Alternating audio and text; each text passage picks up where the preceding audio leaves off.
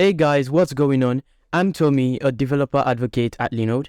And in the last video, we talked about installing Django, setting up new projects, and we also signed up to Linode. Because I said we're going to use Linode in this series. So if you missed that video, there'll be a link in the description, or you can click one of the cards that will be put in this video. And what we're going to do in this video is actually going forward with setting up URLs in Django, and also adding template files, which is just HTML files in our Django project. Then we're also going to look into submitting forms, and we're also going to talk about static files in Django. So Linode has a 60-day $100 coupon that you can use to follow along with this series, and the link will be in the description below. So once you have that done, don't forget to subscribe to this channel, and let's get straight into this video. So right here, this is the project that we created in the previous video. So in the previous video, I showed you how to create a new project and a new Django app. So once we have that created, let's actually run this project. And what I mean by this is that once we type in a particular command, Django is going to run our projects on the local host so we can see what we are building. So what we're going to do is to open a new terminal in here, and we're actually going to type a command that goes python3 manage.py run server. Now, anytime I do Python 3, that's because I'm on a Mac. If you're on a Windows, please just use Python. But if you're on a Mac, use Python 3 to run the command. So this command is just going to run this, and if I hit enter, you're going to see that it runs it on the local host. So what this is basically doing is that it's taking this our project that we created and then running it on the local host. So this particular link, once we're in here, once I take that and go to Chrome, if I copy that link and come to Chrome and paste it right here, you're going to see that it tells us the install worked successfully. This is to show us that our app has been built successfully. But basically, this is just a particular default Django template. We don't want that. What we want is our own HTML file. So like when a user comes to this website, we want to render our own template. Now we're going to get into that. But before we actually do that, in here, when I'm running this particular command, you can see that I'm using this manage.py file. Now, for me to use this manage.py file, I need to be in this demo project folder, which is this folder. So this folder is the root directory or the root folder of this particular project. So when I say root folder or root directory, I mean the folder which contains manage.py file. And this is also because most of the time when we are running commands in Django, or basically almost every time we run commands in Django, we use the manage.py file. So that's why you need to make sure you're in the root, folder, just so you don't have any errors. So now that we know that we have that, let's just close this particular command terminal. So we have that, right? The next thing we need to do is to set up URLs. So what I mean by URLs, let's come here and just give an example. So if I go back to this Django project site, so this djangoproject.com, that is a URL. So that is the base URL of this particular website. But let's say we come to overview. So it gives us /start/overview. This is a URL. If I come to download, it gives us /download. This /download is another URL. So what we can do in our project, in Django, there's a file named urls.py. So that file is where we are going to specify all the URLs that our project is going to have. So let me show you how we can do that. So once we come here, what we want to do is to add a URL to, for our base URL. Let me show you what I mean. So if I paste that link back again, in here, you can see that we have our base URL right here. At least this is for now, because this is still on the local host. And you can see that it gives us this particular, default Django template. But what we want us to give is like our own response. So we can say something like welcome to our app, or welcome to me, or whatever. So for us to do this, we need to specify a URL and a view. So let me explain all of this in the code. So for us to set this up, what we need to do is to come into this demo project, and we're going to go into a file named urls.py. So this is where we set all our URLs. But as default, Django gives the project folder a urls.py file. But in the app, it doesn't give it that.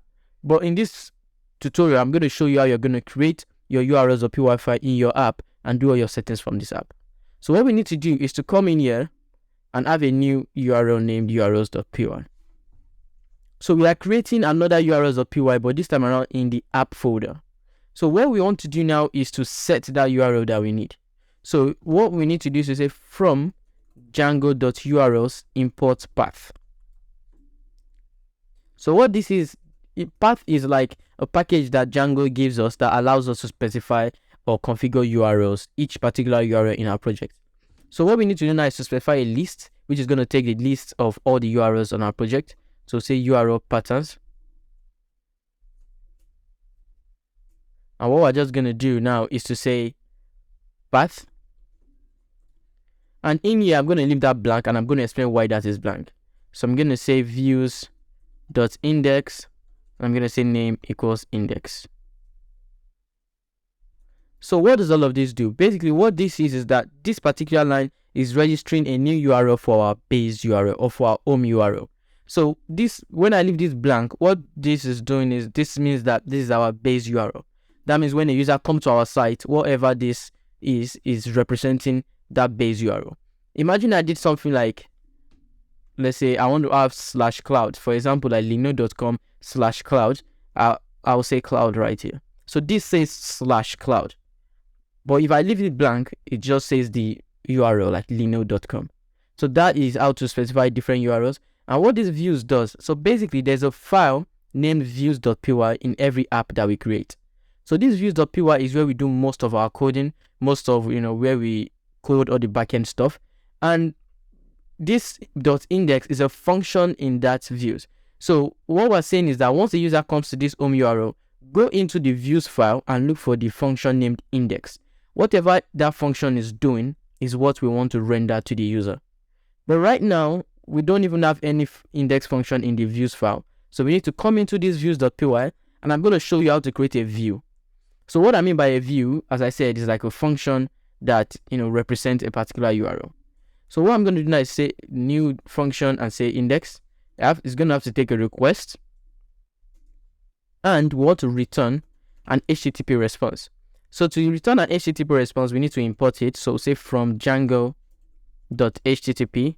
import HTTP response. So that's what that does. So I'm just going to return HTTP response. And in here, I can have like a basic HTML tag. So this is an h1 tag. Let me open and close that h1 tag. And I can say, welcome to my app. Now, if I save this, right, and I come back here and hit refresh, you're going to see that nothing changes, even if we've configured everything that we need. Now, the reason why, there are two reasons why. First of all, in this urls.py, it doesn't see these views.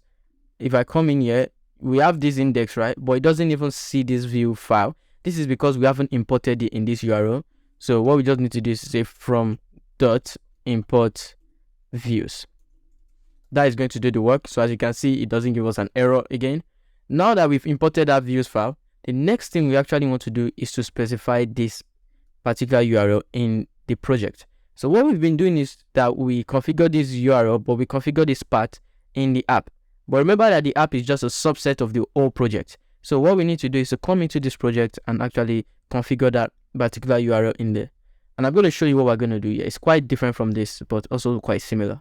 So if I come into urls.py, I need to import something called include. So it's from Django.urls import include. So what I'm going to do is to configure a new URL for the base URL, and I'm going to say include demo app, which is the name of the app we created, demo app.urls. So what this is doing is that is that it is saying that when a user comes to the base URL, include demo apps.url. This means that go into demo app, look for the urls.py file. Whatever matches this, that is what you should render. So what it's going to do now is going to come into demo app, go into URLs, which is this particular URL, and then it's going to match any URL that has the same, URL like that. So this is the same URL. Then whatever has been done here is what it's going to do. And from here, it's going to go into the views, look for the index function, and that's what it's going to come to do here. And what is it doing here is returning an HTTP response. So everything should work perfectly now. If I come in here and hit refresh, you can now see that it says welcome to my app. So that is how we can have our own basic view that is not the default Django template. So now we've been able to show this our own view. But what we want to do now, as you can see here, we're just returning a basic HTTP response. What we want to return is an HTML page or a template file. So for us to do this, we actually need to configure the Django templates configuration system. So what we are going to do is to specify, well, first of all, we're going to create our files, and then we're going to tell Django that whenever we call an HTML file or a template file, this is the folder you need to go into to look for that file. So for us to do this, let's actually come in here, and in the root directory, we need to create a new folder called templates. And in this template folder, we can now create a file called index.html. So this template folder is where we're going to have all our, HTML files. That's what it contains. So what we want to do right here, let's just have this same. So let's just have this same stuff, this same h1 tag, but let's change it. Let's say this is the template file. So this is just to tell us that we are actually calling this from the template file. But there's nothing like Django doesn't know that we will need this index.html file when we run this particular view. So for us to tell Django that, we need to come here and say return. Instead of returning an HTTP response, now we want to render a template file. So I'm going to say request index.html. So if I hit save, it's going to give us an error. Let me show you what the error is. If I come here and hit refresh, you see it says template does not exist at dash. It's looking for this index.html, which is this. Now, the reason why it says that is because we've not actually told Django that when we call a template file, go into this template folder to look for that file. So for us to do this, we need to come into our settings.py file in the project folder. It's very easy and straightforward. We're going to scroll down to where we see templates, and we're going to look for where we see theres. So in here, what we just need to say is base there, comma template. So what this is just saying is that go into the base directory and go to /templates. So when we say base directory /template is this directory, I go into templates and look for the file. So I can quit this now. If I come in here and hit refresh now, you can see that everything is now working perfectly. So welcome to my app. This is the template file is now working perfectly. So this, as you can see, whatever we have here, let's say we change this and just say welcome to my app, and we hit refresh. That has been changed. Now this is because we are now having our own HTML file, so we can now configure all our stuff or actually code our HTML files for our front end in here. So that has been done successfully. Now that we've been able to actually show this template file right here when we run our project, I want to show you how to send data from your views to your template file. Now what I mean by this is, let's say we have a variable in here, and that variable is named name, and let's say it has a value of Tommy. I want to show you how to send this variable into this index.html file. Now think of the use case of this. For example, let's say we want to show our user, like when the user logs in, we want to say welcome and the user, right? Let's refresh this and see. So it says welcome to my app. So let's say we want to say welcome and let's say the user, right? So what we can do for these is that we have to get the username of the user, store it in a variable, and then send that variable to our template file. Now this is just a basic use case because we don't have any database yet that we are querying. But what we can do is to have this basic variable and send this variable into this index.html file. It's pretty easy to do this. What we can just do is to come here and add a comma and say name and say name. So what this is doing is that it's sending a variable named name in here and it's giving it the value of this name variable, which has a value of Tommy.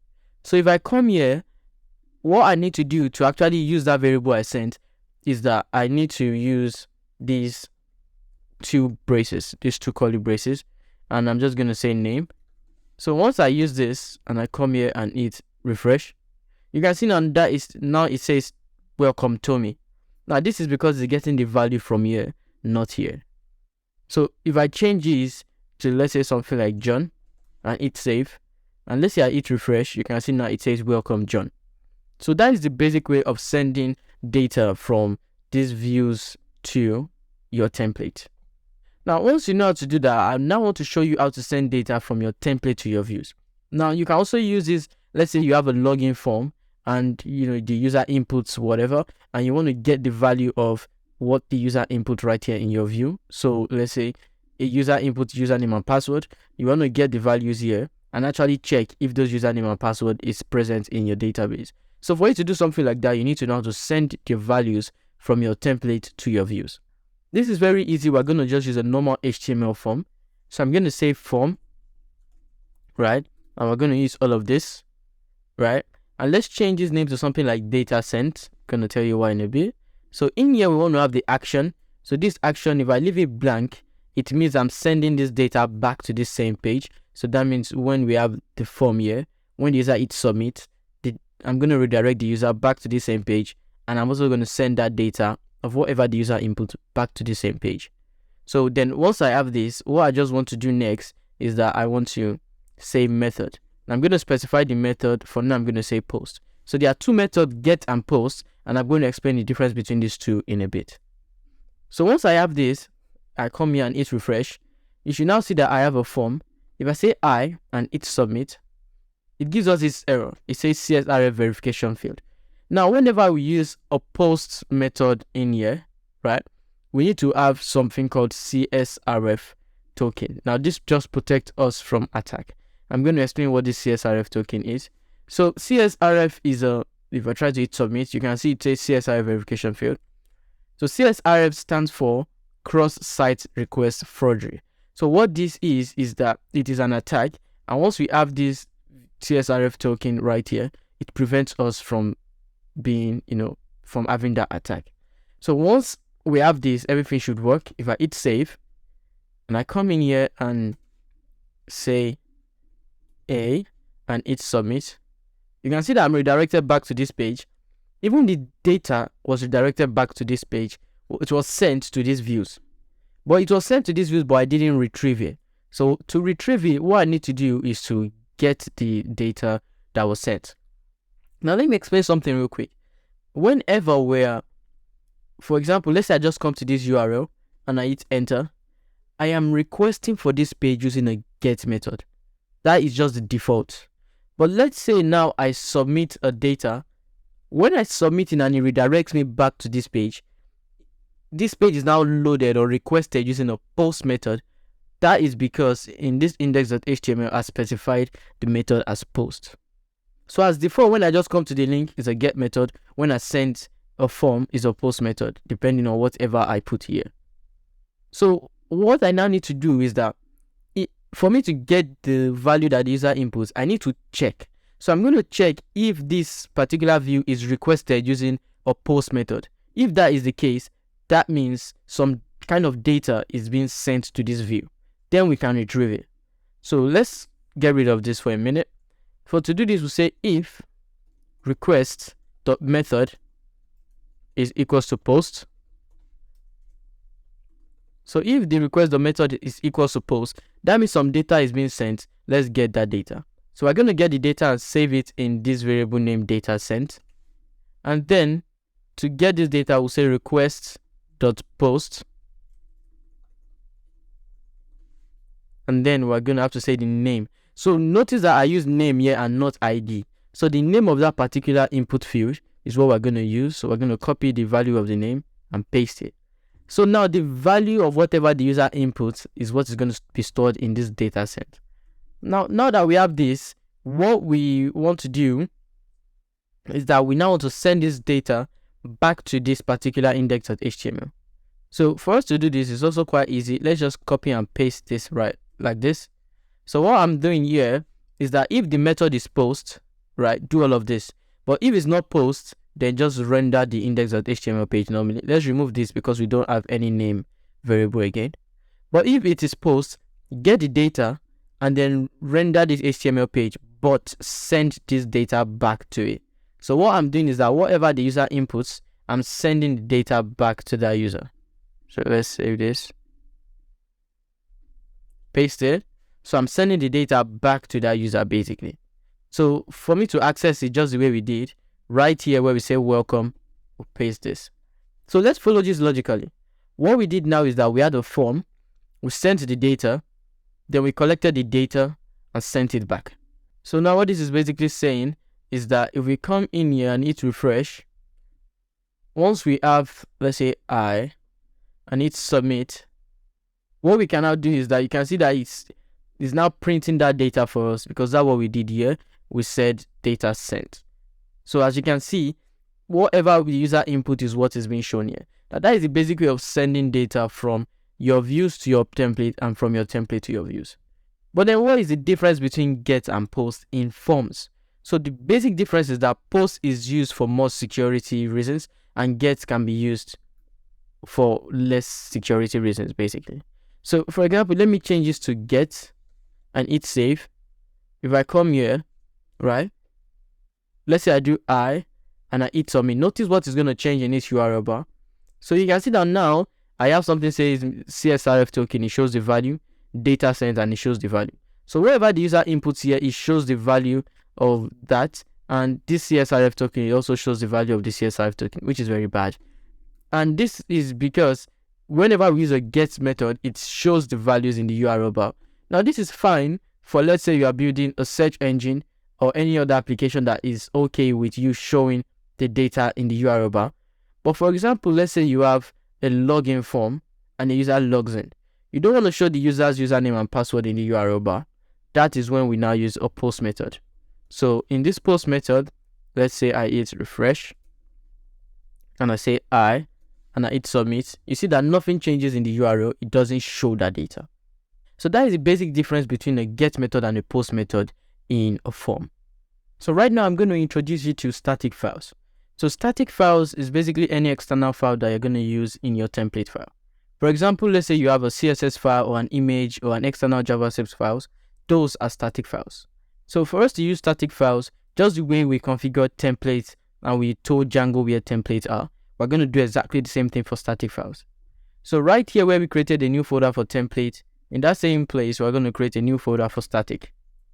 And in there, let's say we're going to have a new file named style.css. So in here, let's just, first of all, let's get rid of all of this. And up here, let's actually link that particular CSS file.